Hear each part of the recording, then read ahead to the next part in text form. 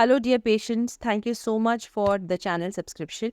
याद रखिए कि चैनल के सब्सक्रिप्शन के बटन के साथ साथ लाइक और बेल आइकन का बटन ज़रूर दबाएं ताकि आपसे कोई भी नया वीडियो मिस नहीं हो और आपको सारे नॉलेज बेस्ड वीडियोस मिलते रहें।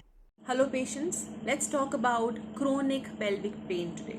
क्रोनिक पेल्विक पेन का मतलब होता है कि ऐसा पेन जो आपको नीचे शरीर में हमेशा पूरे टाइम महसूस होता है। कभी ज़्यादा बढ़ जाता है, कभी कम बढ़ जाता है। ओपीडी में हम लोगों की विजिट्स में 5 में से 1 पेशेंट को यही प्रॉब्लम होती है। इसका कोई कॉज भी पता नहीं चलता क्योंकि ज़्यादातर अल्ट्रासाउंड में या तो आपका कोई सिस्ट आएगी या फाइब्रॉयड आएगा या मोस्टली इन्फेक्शंस होते हैं जो उसमें आते नहीं हैं। इसकी एंटीबायोटिक देने के बाद भी बहुत सारे लोगों को ये क्रोनिक पेन बना रहता है। तो ऐसे पेशेंट्स का क्या करना चाहिए और आपको एज अ पेशेंट क्या करना चाहिए?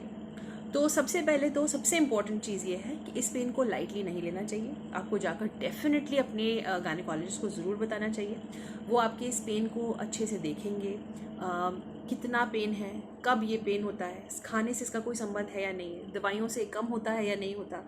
कुछ टाइम से आपको ये पता चल रहा है, ये 1 आध साल लंबी स्टोरी है। इससे पहले आपने किसी को दिखाया या नहीं, कोई दवाई इलाज लिया या नहीं, उस इलाज से फ़ायदा हुआ है या नहीं, बीच में ठीक होकर फिर से होता है या कंटिन्यूअस बना रहता है, पीरियड या किसी टाइमिंग से इसका फर्क पड़ता है। ये सारे क्वेश्चंस आपकी गायनेकोलॉजिस्ट को या जिस भी डॉक्टर्स को आप दिखा रहे हैं उसे आपसे पूछने हैं।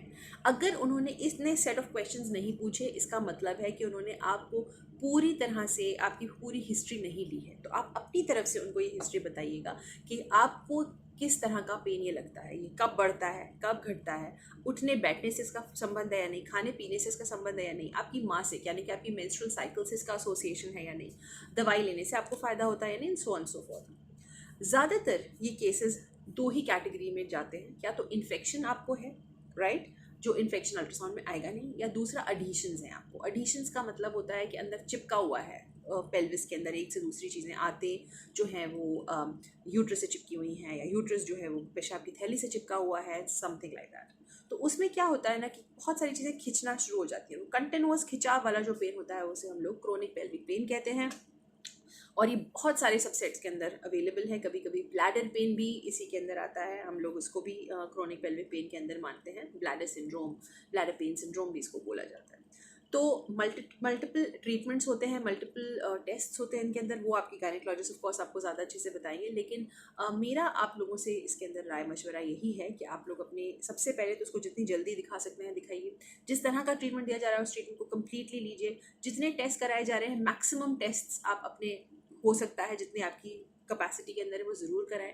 उनका फॉलोअप ज़रूर करें अपने डॉक्टर्स के साथ। और इसका लास्ट रिजॉर्ट होता है लैप्रोस्कोपी। अगर कुछ भी नहीं निकलता और आपका पेन भी ठीक नहीं होता तो दूरबीन डाल के इसको देखा जाता है कि एक्चुअली प्रॉब्लम क्या है।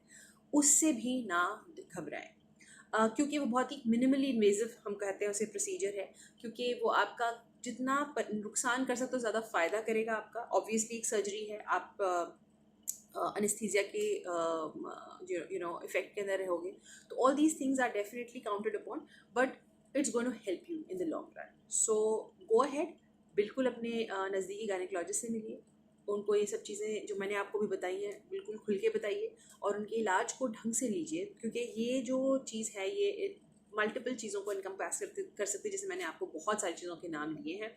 और इनमें से अगर कुछ नहीं निकलता है तो like I said, it could be either infection और कुड बी एडिशन। दोनों चीज़ें अल्ट्रासाउंड के अंदर नहीं आएंगी और दोनों का ही ट्रीटमेंट अवेलेबल है। So thank you so much.